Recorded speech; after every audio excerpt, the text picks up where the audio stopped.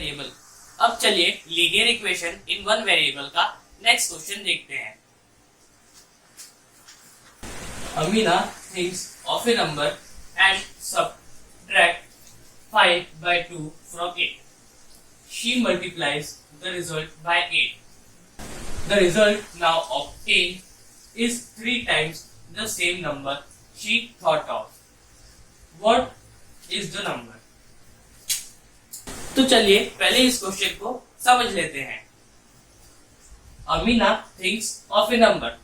अमीना एक नंबर के बारे में सोचती है। And subtract 5 by 2 from it, और फिर उसके बाद उस नंबर से वो 5 by 2 सब्ट्रैक्ट करती है। She multiplies the result by 8, फिर उसके बाद जो रिजल्ट आता है उसको वो 8 से मल्टीप्लाई कर देती है। The result now obtained is 3 times the same number she thought of. अब उसको जो रिजल्ट मिला वो उसके सोचे हुए नंबर का 3 times था, मतलब 3 गुना था। अब क्वेश्चन क्या कहता है? What is the number? अब उसने जो नंबर सोचा था वो क्या था, वो हमें फाइंड करना है। तो सबसे पहले हम गिवन में लिख लेते हैं कि उसने जो नंबर सोचा था उसको हम x ले लेते हैं। तो let the number be x। फिर उसके बाद उसमें क्या बोला गया है कि सब्ट्रैक्ट 5 by 2 फ्रॉम इट, मतलब हमें x माइनस 5 by 2 करना है। अब उसके बाद इसमें क्या बोला है? She multiplies the result by 8, मतलब हमें x माइनस 5 by 2 को 8 से मल्टीप्लाई करना है।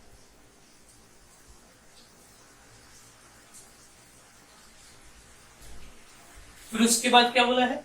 The result now obtained is 3 times the same number, मतलब उसने अब इसका जो रिजल्ट आया मतलब इज इक्वल्स टू में वो उसके सोचे गए नंबर का 3 गुना था।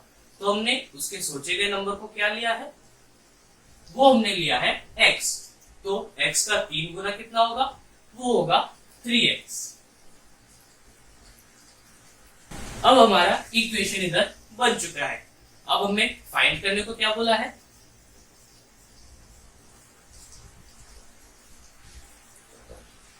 अभी बोला है कि व्हाट इज द नंबर, मतलब उसके सोचे हुए नंबर को हमें निकालना है।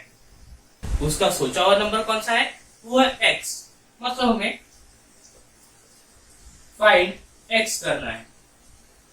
अब इसका सोल्यूशन कैसा होगा? सबसे पहले हम सोल्यूशन लिख लेते हैं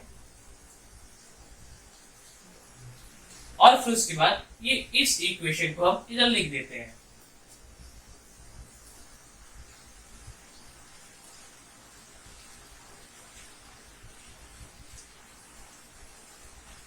अब सबसे पहले हम 8 को इसके साथ मल्टीप्लाई कर देंगे।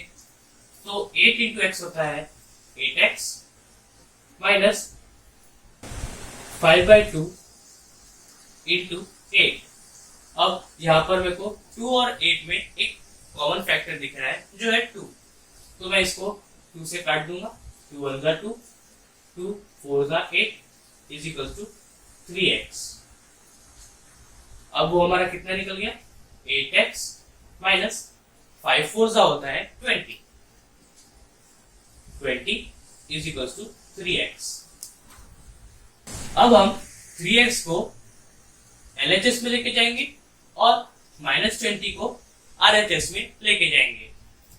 तो RHS में 3x प्लस में है तो वो LHS में जाकर माइनस में हो जाएगा, मतलब 8x minus 3x is equal to, अब यहाँ पर -20 LHS में माइनस में है तो वो RHS में जाकर प्लस में हो जाएगा, मतलब 8x minus 3x is equal to 20। अब 8x माइनस 3x कितना होता है? वो होता है 5x इज इक्वल टू 20। अब यहाँ पर 5 x के साथ मल्टीप्लाई हो रहा है तो वो RHS में जाकर 20 को डिवाइड करेगा, मतलब x इक्वल्स टू 20/5। अब 20/5 कितना होता है? 5 4 जा 20।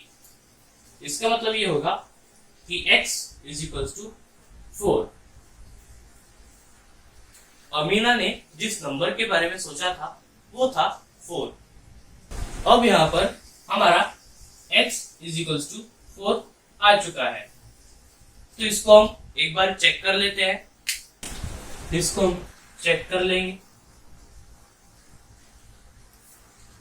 तो सबसे पहले हम इस इक्वेशन को लिख लेते हैं, x minus 5/2 into 8 is equals to 3x। अब हम x की जगह पर उसकी वैल्यू डाल देंगे जो हमने 4 निकाली है।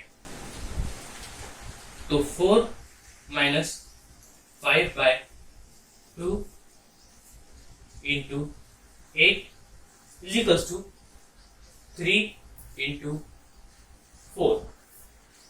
अब यहां पर 4 को हम लिख सकते हैं 4/1। तो हम पहले 1 और 2 का एलसीएम निकाल लेते हैं जो है 2। तो पहले हम यहां पर 2 लिख देंगे और फिर उसके बाद अब मैंने 1 के साथ 2 मल्टीप्लाई किया जिससे मेरे को 2 मिल सके, तो मैं 4 के साथ भी 2 मल्टीप्लाई करूंगा। तो 4 2 जा कितना होता है? वो होता है 8 minus 5 into 8 is equals to 3 4 जा कितना होता है? वो होता है 12। अब 8 माइनस 5 कितना होगा? वो होगा 3। तो 3/2 इंटू 8 इज इक्वल्स टू 12। अब यहां पर मैं 8 और 2 को 2 से काट दूंगा, तो 2 1 जा 2, 2 4 जा 8। तो अभी मेरे को दिख रहा है 3 इंटू 4। 3 इंटू 4 कितना होता है? वो होता है 12 इज इक्वल्स टू 12। तो हमारा LHS is equals to RHS आ चुका है। तो हमने जो x की वैल्यू निकाली थी वो सही है।